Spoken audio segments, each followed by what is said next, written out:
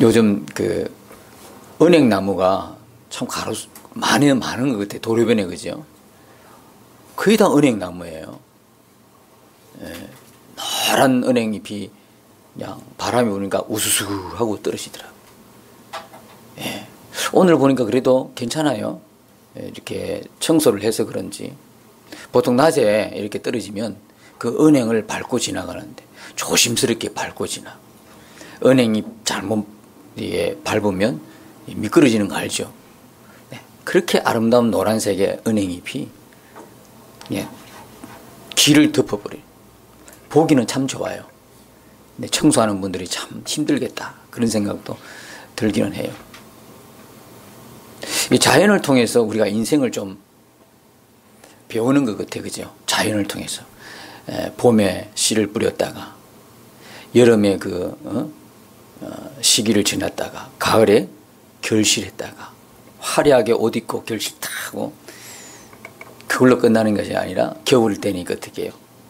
그 화려했던 시간도 가구로 다 지나가고, 잎이 다 떨어지고, 이제 앙상한 가지만 남는 거 보니까 꼭 뭘 보는 것 같은 하면 인생을 보는 것 같다. 우리도 봄이 있었고, 우리도 여름이 있었고, 그죠? 여름에 웃옷을 이렇게 제끼면서 몸도 자랑했던 때도 있었을 것이고, 가을에 그 풍성한 우리 삶에 맺혔던 복된 열매들을 또 이렇게 드러내고 싶었던 때도 있었고, 근데 지금은 이제 그 화려한 옷을 다 벗고 앙상한 가지, 주님 만날 준비를 해야 되는 그런 때도 있고, 인생인 것 같아요. 그게 이렇게 살아가면서 인생인 것 같다. 지난번에 택시를 타고 사모님과 함께 집회를 가기 위해서 기차역까지 택시를 타고 갔는데, 가로수에 이 앙상한 가지만 남은 가로수가 이렇게 좀 보기에 따라서 달려 보여서, 야, 인생에도 저런 겨울이 오겠지, 인생에도 밤이 오겠지, 그렇게 읊으니까 택시 기사분이 굉장히 시적이라고 그러더라고. 굉장히 시적이라고 그래. 여러분도 그렇게 들립니까? 인생에 겨울이 오겠지. 다 어떻게 하려고요? 전도하려고 이제 꺼냈던 이야기예요. 근데 사실 뜻 맞고요, 그죠?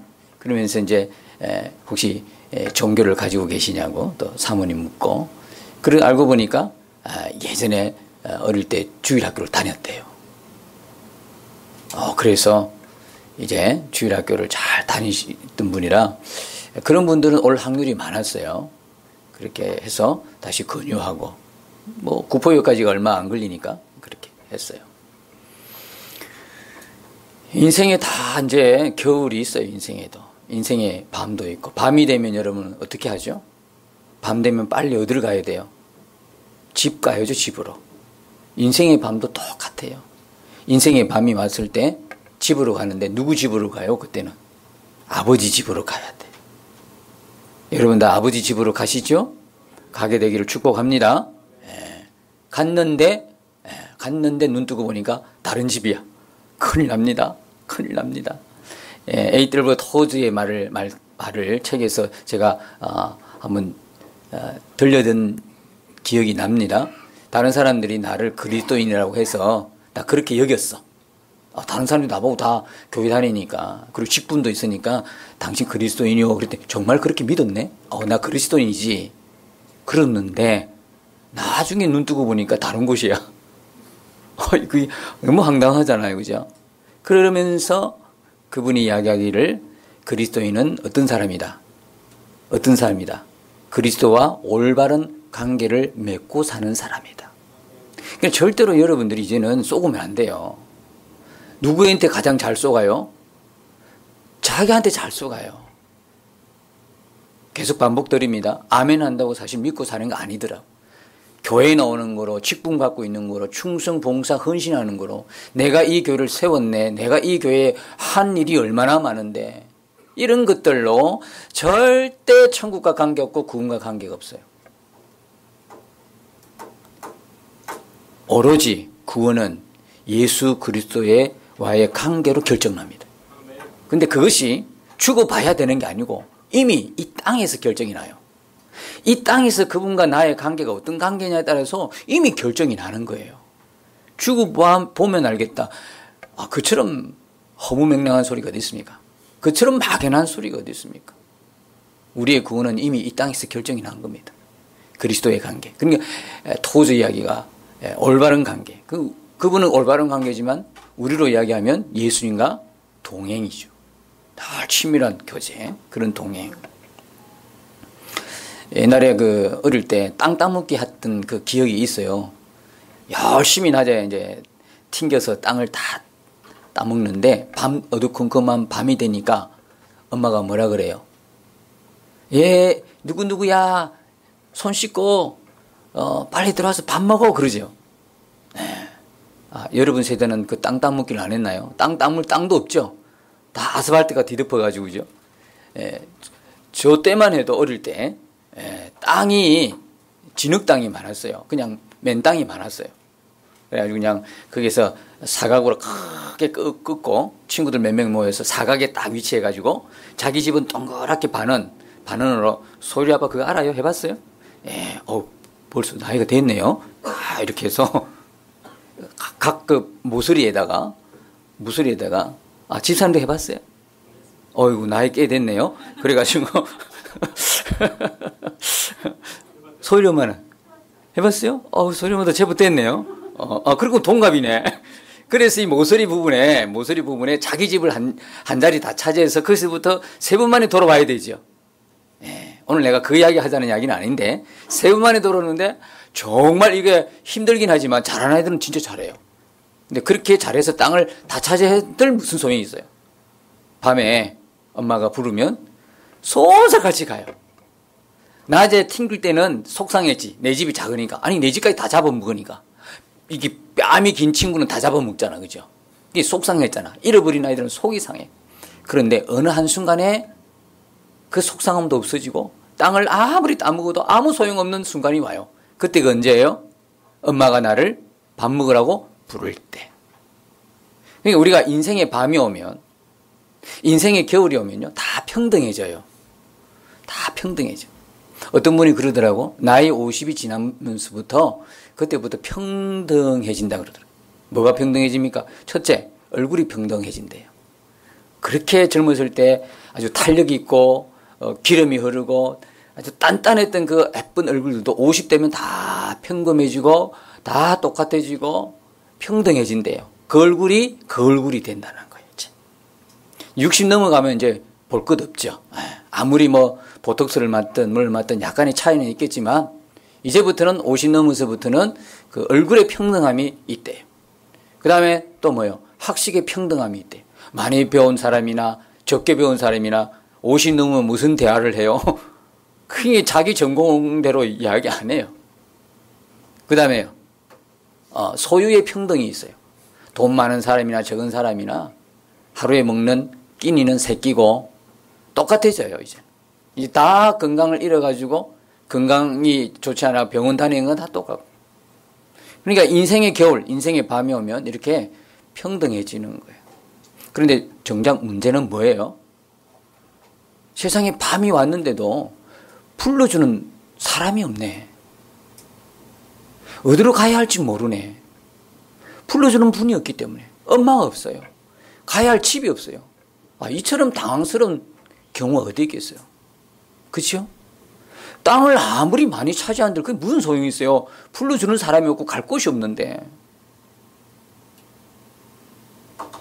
땅이 중요해요. 나를 부르는 그분이 중요해요. 누가 중요해요? 부르는 그분이 중요하잖아요. 여러분을 부르는 분은 누구예요? 하나님 아버지시잖아요. 아직도 하나님이 아버지가 아니라 옆집 아저씨인 분 안 계시죠? 하나님이 아버지라고 불려지는 그 사람만 아버지 집으로 가요. 그 증거는 뭐죠? 그러면 누가 하나님의 자녀고 아니고 그 증거가 뭐예요? 하나님을 아버지라고 부를 수 있는 것은 우리 안에 누가 계시다는 증거예요. 성령이 계시다는 증거잖아요. 성령이. 근데 성령이 안 계셔도 아버지, 아버지, 주여, 주여 하는 분도 있어요. 자기와 하나님만이 알아요. 그러나 보통 보편적으로는 하나님을 아버지라고 부르는 사람들은 성령이 그 안에 계시는 증거거든요. 여러분의 집은 확실하죠? 여러분의 아버지는 확실하죠? 인생의 밤이 아무리 찾아봐도 언제 찾아봐도 끄떡 없어야 되는 거예요. 그러나 지금 약간 아버지 말씀에 불순종하고 죄가 있다고 생각하는 분은 아버지가 부르는 날이 좀 두려운 날이기도 해요. 그러나 여러분 말씀의 진리에 굳게 서면요 그거 해결돼요. 우리 안에 주시는 그분의 마음은 평안이에요. 기쁨이에요. 감사예요. 그래서 이런 인생에 누구에게나 겨울이 오고 밤이 오는데요. 제가 한번 어떤 분의 그 설교 중에 예화를 들었어요. 이분은 침례교단에 속해 있는 목사님인데 가는 곳마다 교회를 부흥시키는 놀라운 은사를 갖고 계신 분이었어요. 놀라운 분이었어요. 그랬어요. 가는 곳마다 교회를 크게 일으킨 아주 놀라운 부흥의 역사를 함께 했던 목사님인데 이분에게 아킬레스건이 하나 있어요.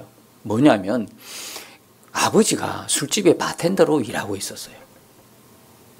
왜 우리가 예수 잘 믿는 분들인데 꼭 하나 눈물 날 일이 뭐냐면 그 가족 중에 진짜 가족 중에 아버지나 아니면 어머니나 아니면 남편이나 아내나 가족 중에 자식이나 교회를 안 나오고 예수 안 믿는 게 대해서 굉장히 마음이 아픈 경우가 많잖아요.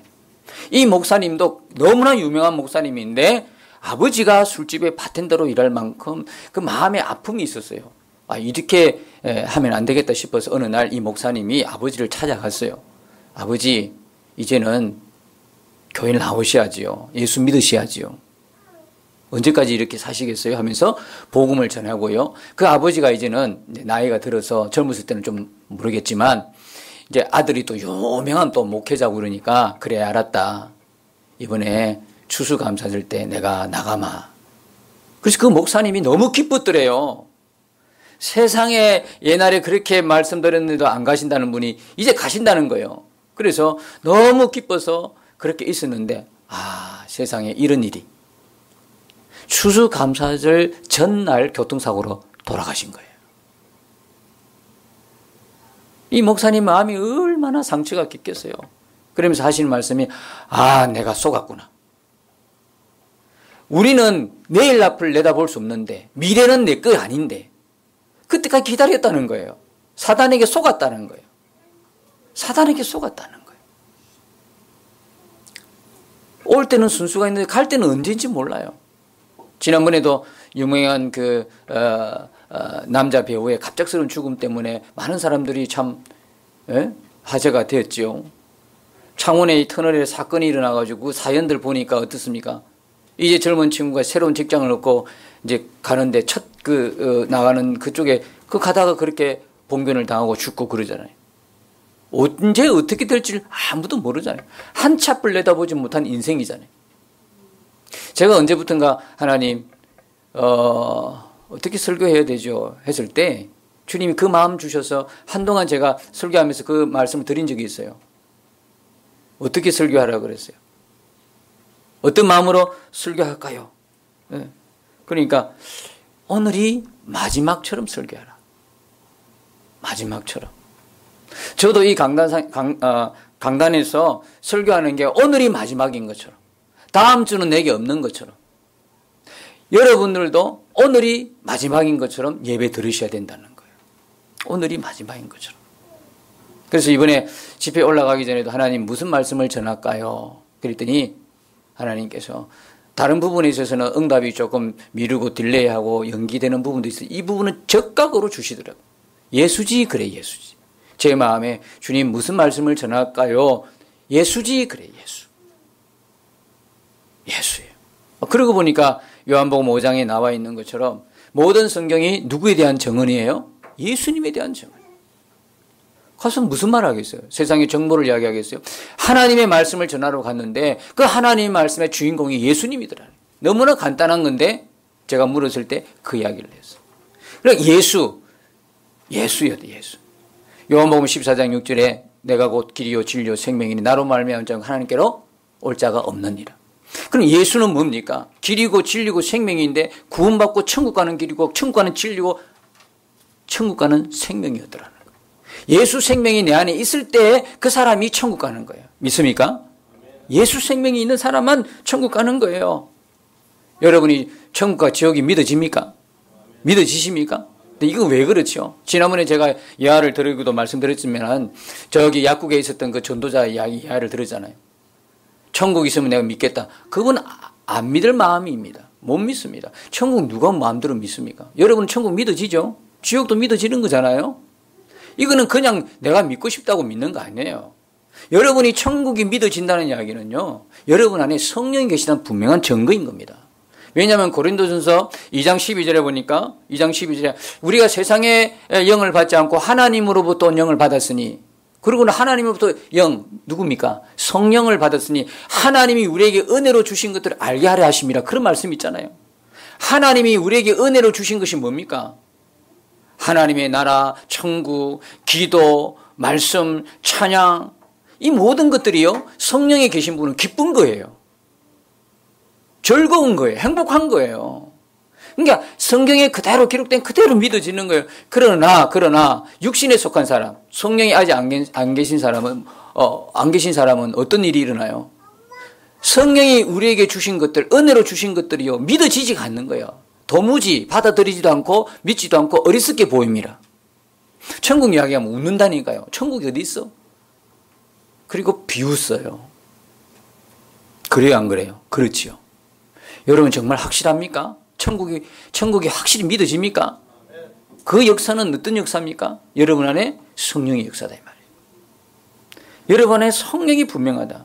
근데 문제가 분명하게 성령의 역사로 천국은 믿습니다. 아멘 했는데 그 다음이 문제라. 오늘은 그 부분을 더 다루는 거예요. 그 다음에 뭐가 문제예요? 천국이 믿어지는 삶은 어떤 것인가? 입니다. 천국은 믿어집니다. 아멘 했어요, 여러분들이. 성령의 역사와 여러분 안에 성령이 계시기 때문에. 근데 문제는 오해가 있다 이 말이에요. 그럼 천국을 믿는 사람의 삶은 어떤 거에 대해서는 우리가 등한시하는 경우가 있었다 이 말이에요. 지미 산발레라는 목사님이 이렇게 했어요. 이런 말씀을 했어요. 우리가 이 땅에 여기에 있으면서 주님의 임재를 사모하고 갈망하지 않는다면 이 사람에게 천국이 필요할까? 이 땅에서 주님을 그토록 원하지 않는데 하나님께서 이 사람을 천국으로 데려갈 이유가 있을까?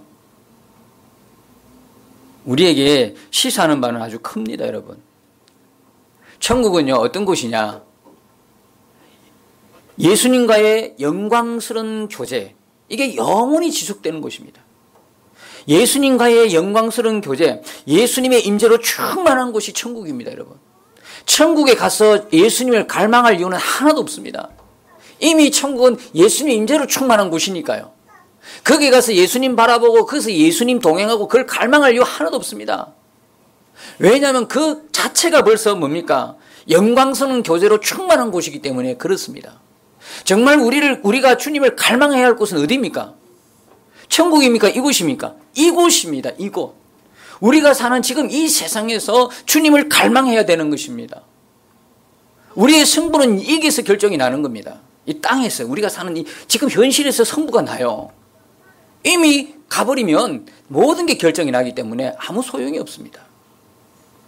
그래서 바로 우리가 천국을 정말 믿고 천국이 내 안에 이루어진 사람은요, 이 땅에서 벌써 갈망이 되어지고 이 땅에 천국의 기쁨이 넘치고 주님과의 친밀한 교제가 이루어지는 사람입니다. 그래서 계속 예수님 바라보고 동행하자고 이야기한 이야기가 그냥 하는 이야기가 아니라 이미 내 안에 자동적으로 이루어져 가는 과정 속에 그 내용이 있습니다. 그게 다니까요. 그게 본질이니까. 복음의 본질이 그거니까. 그래서 끊임없이 예수님 바라보고 동행하자고 하는 것입니다. 그리고 계속 밴드에 영성일기를 계속 올리는 거죠. 주님과의 동행의 흔적이니까요. 우리가 천국에 가면 이렇게 아주 영광스러운 교제가 영원히 지속된다니까 어떤 분은 아유 지겨워서 어떡해. 예배 드리는 것도 1시간 예배 드리는 것도 힘든데 뭐라고 말씀드렸죠? 여러분들이 가장 이 세상 살면서 가장 기뻤던 순간, 그 순간에 천배 만배 아니, 그보다도 기하급수적으로 도무지 우리가 상상할 수 만큼 기쁨이 그 속에 있다 이 말이에요. 여러분이 지금 세상 살아가면서 하기를 원하는 게 있죠. 정말 세월이 인생이 길다면 정말 해보고 싶은 게 있죠. 이거 하다가 죽어도 소원이 없겠다고 하는 그런 내용이 있지요. 이것만 진짜 하고 싶다. 평생 내가 이것만 하도 만족한다고 할 만한 각자 사람마다 그런 게 있을 거예요. 그걸 하고 산다고 생각해 보십시오. 지겹습니까? 지겨울 수도 있겠다, 그죠? 하도 뭐 우리가 변덕이 죽 끓으니까 그럴 수도 있겠다만은 천국이 바로 이런 곳입니다, 여러분. 천국에 전혀 천국을 지겹다, 아니 어떻게 하냐, 이거 걱정하지 마시고 내가 천국을 갈 수 있나를 걱정하십시오. 내가 천국이나 갈 수 있는가, 이 부분을 걱정해야 되지, 가서는 여러분 전혀 걱정할 이유가 없어요. 그런데 가고 안 가고가 어디서 결정납니까? 지금 이 현장에. 여기서 결정이 나요. 뭐로 결정이 나요?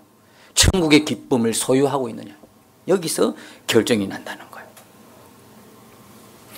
거예요. 흔히들 보면 천국 소망 이야기 하는데요. 우리 믿는 사람들 중에도 참 천국 소망에서 말밖에 없다고 하는 아주 현실적인 예가 있습니다. 여러분 다 천국 가기를 원하시죠? 천국 가기를 원하시죠? 그런데요, 이렇게 이야기하면 아멘이 적습니다. 지금 가기를 원합니다. 보십시오. 아멘입니다. 지금 가기를 원합니다. 이러면 천국 가기를 원하십니까? 아멘해요. 지금 가기를 원합니다. 이러면 조용해요. 그러다 일찍 가면 어떻게 좀 더 해야지 일을. 이게 천국의 소망이 분명한 실제가 되면 내가 남아서 그래도 우리 가족 돌봐야 되지, 내가 우리 교회를 지켜야지, 내가 뭘 해야지, 공부 더 해야지, 이게 여러분 눈에 들어오겠습니까? 진짜 그게 실제가 되면 불러주시면 감사하지. 어떻게 알 수 있어요?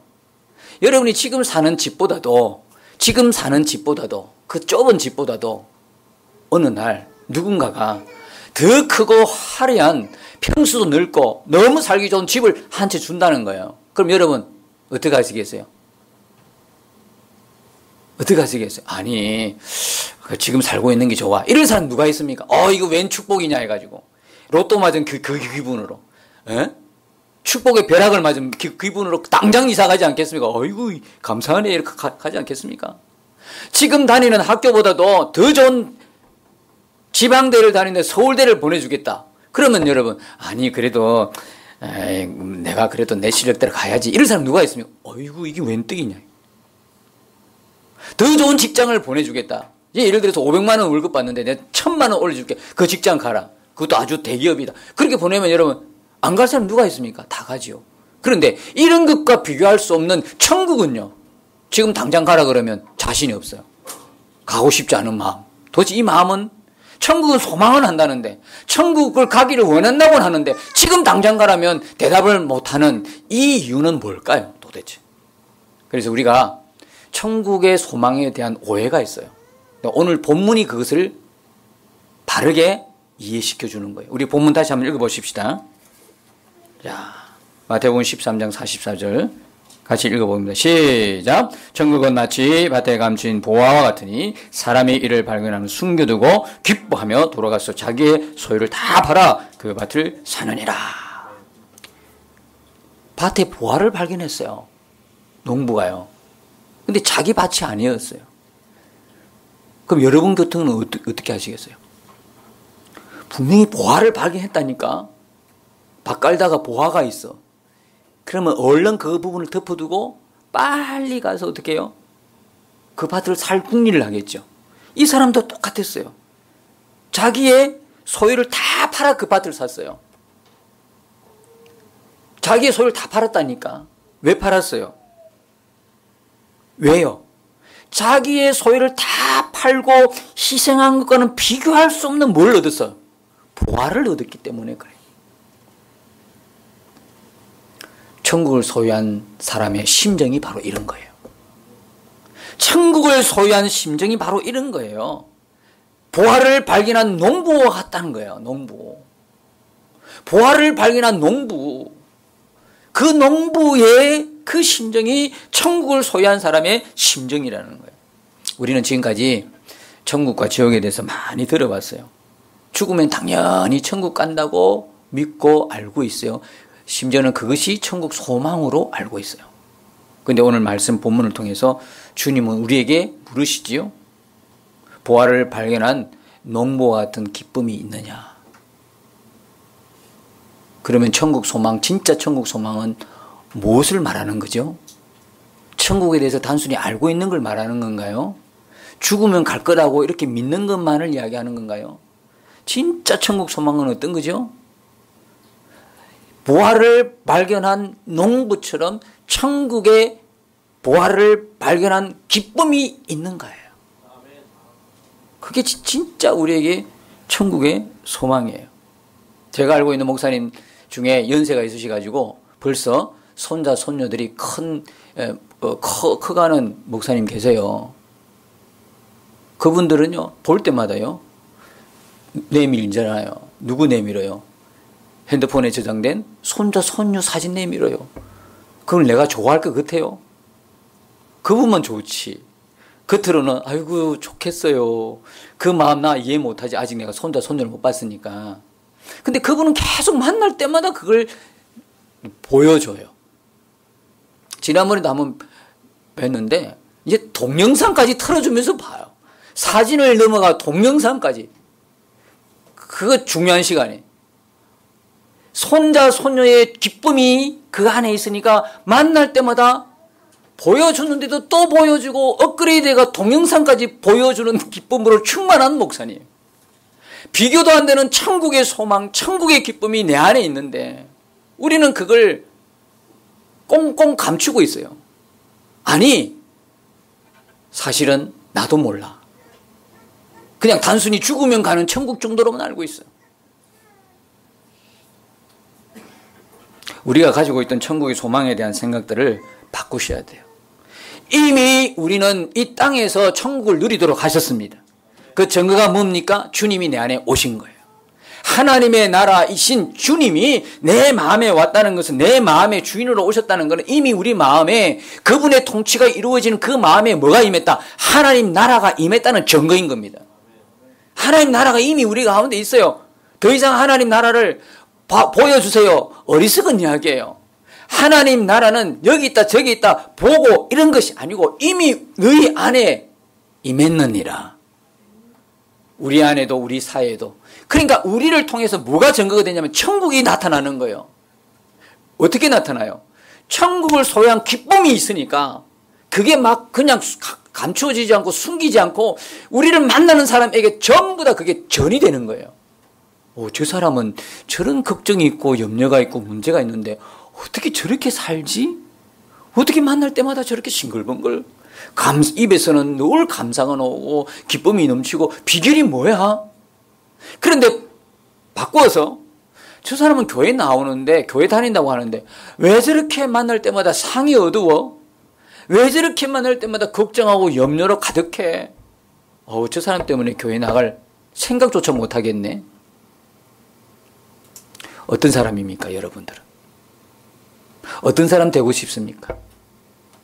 와, 저 사람 보니까 문제도 그렇게 심각하고 많다는데 어떻게 저렇게 살 수 있어? 기쁨이 만날 때마다 기쁘네. 저 사람 만나면 막 너무 즐거워지네. 이런 분 되시길 축복합니다. 그러니까 우리에게 이 하나님 나라가 임하니까요. 그게 가능한 거예요. 지난번에 말씀드렸잖아요. 출애굽기 14장의 그 시리즈 설교를 통해서 우리는 이미 결정난 인생을 사는 사람들이라는 거 말씀드렸지요. 지금 문제로 우리가 죽지 않는다. 우리는 천국이 하나님은 이미 결정난 사람이에요. 하나님의 은혜가 결정이 난 사람이에요. 그럼 어떻게 살 거냐? 데살로니가전서 5장 16절처럼 항상 감사하고 기뻐하고 쉬지 말고 기도하는, 즐거우니까 이미 결정이 났어요. A학점 받는 인생이 되어버렸다는 거예요. 열심히 공부해서 A학점 받는 것이 아니라 이미 A학점 받아놨어. 그러니까 그때부터 공부는 즐겁고 기쁜 거예요. 그러다 보니까 실력도 올라가는 거죠. 우리가 이 땅의 삶을 어떻게 기쁘고 감사하게 살 수 있나? 이미 우리가 우리 안에 이루어진 그 하나님의 나라와 하나님으로 인하여 은혜로 이미 결정난 인생, 하나님 나라가 정해진 인생, 천국이 정해진 인생, 이래나 저래나 넘어지고 자빠져도 어차피 일어나는 인생, 오뚜기 인생, 주님 때문에 이미 성공하는 인생이라는 걸 분명히 알게 되면 어떤 좌절과 어떤 시련과 어떤 문제 앞에서도 넘어져 있지 않고 다시 일어나게 되는 거죠. 그 오히려 일어나면서 기쁨과 감사함으로 나가는 거예요. 다른 사람이 볼 때 도무지 복음이 우리 안에 오신 그 예수 그리스도가 비밀인 것처럼 우리 안에 오신 그 주님 때문에 그 안 믿는 사람들에게는 우리가 비밀인 거예요. 저 기쁨의 근원이 뭐냐 도대체. 여러분, 우리가 기뻐하는 그 원인을요, 월급이 조금 오르는 것 때문에 우리 자녀가 우리를 행복하게 해줬어. 누가 남편과 아내가 서로 행복해서 거기에서 찾으면요, 여러분의 기쁨은 잠시 끝납니다. 우리의 기쁨의 근원은 예수입니다. 우리 안에 예수 있기 때문에 우리는 영원히 기쁠 수 있는 것입니다. 오직 예수입니다. 오직 예수. 우리 안에 그 천국이 이루어진 그 예수님이 계신다면 우리는 어떻게 살아야 되죠? 날마다 매 순간마다 예수님 바라보고 예수님과 동행해야 될 줄로 믿습니다. 이렇게 살면 천국 소망으로 충만하지 않을 뿐 없어요. 제가 조금 좀 마음이 답답했던 건 뭐냐면 이 천국을 보는 눈이 다 감겨버렸어요. 지금. 뭐 때문에? 미디어 때문에. 천국을 바라보지 않고 주님 바라보지 않고 미디어 때문에 다 눈이 감겨가지고 내 안에 이미 임한 그 하나님의 나라에 대한 천국에 대한 기쁨을 다 상실하고 있는데도 볼 줄 모르니까 다 상실해버렸다. 지난번 어느 집회에서 어떤 분이 간증을 이렇게 하시더라고. 우리의 눈과 귀가 천국을 바라보지 못하도록 미디어에 다 잡혀버렸는데, 빼앗겨버렸는데, 그럼 어떻게 이걸 회복하느냐? 매일 하루씩, 하루만 이걸 참고 견디보자. 한번 이겨보자. 우리 친구들, 우리 청년들, 학생들, 이렇게 보면서 매일 우리 모두가 다 그렇게 살잖아요. 핸드폰, 이 미디어에 잡혀버렸잖아요. 텔레비에 잡히고, 영화에 잡히고, 그 다음에 핸드폰에, 인터넷에 다 잡혀있는 우리의 눈과 귀를 어떻게 주님께로 돌이키냐. 왜 그게 중요하냐면 이미 우리 가운데 임했는데도 그걸 볼 수 없으니까 그걸 세상이 주는 재미를 그걸 기쁨으로 여기고 가니까 이게 너무 안타까운 거야. 그래서 그분이 하는 이야기가 뭐냐면 매일 하루씩만 하자. 하루씩만. 오늘 하루는 하루씩만 오늘 하루를 주님 바라보기를 예쓰고 미디어에 잡혀있는 내 눈과 귀를 돌리자. 오늘 하루만 그렇게 살자. 오늘 하루만 끊어보자. 오늘 하루만 버려보자. 그리고 내일 되면 또 하루를 시작하는 거예요. 하루만 참으면 되니까. 하루씩 해보자. 멀게 보지 말고 일주일, 한 달 하지 말고 하루씩만 해보자. 이해 가십니까? 하루씩만. 오늘 하루를 견뎌보는 거예요. 오늘 주일이잖아요. 오늘 하루 여러분들이 핸드폰 손 안 가는 거예요. 핸드폰을 통해서 인터넷을 통해서 막 여기저기 돌아다니고 여기서 인터넷 쇼핑하고 이런 보는 것들 눈과 귀의 모든 초점을 주님께 맞추고 오늘 하루만 해보자는 거예요. 그리고 내일 아침 되면 또 하루만 해보자는 거예요. 아멘이시죠? 그러다 보면 내 안에 계신 그 주님이 발견되기 시작하면 천국의 기쁨을 누리지 못할 사람이 누가 있겠냐 이거지. 여러분, 사랑하는 성도 여러분, 천국의 소망에 대한 생각들을 이제 바꾸시기 바랍니다. 단순히 내가 죽어서 가는 천국을 소망으로 여기지 마시고 천국의 소망은 지금 내 안에 이미 이루어진 그 하나님의 나라에 대한 기쁨으로 표현되니까 우리의 매일의 삶이 천국의 그 기쁨, 부활을 발견한 농부의 기쁨처럼 그런 천국의 기쁨으로 늘 여러분 살아갈 때 나도 기쁘지만 여러분 주변의 분들이 여러분 때문에 우리들 때문에 천국을 보게 되는 거예요. 저는 여러분들의 삶 가운데서 이런 천국들이 여러분을 통해서 주변의 많은 사람들이 천국을 바라보고 주님을 찾게 되기를 예수님의 이름으로 축복합니다. 기도하십시다.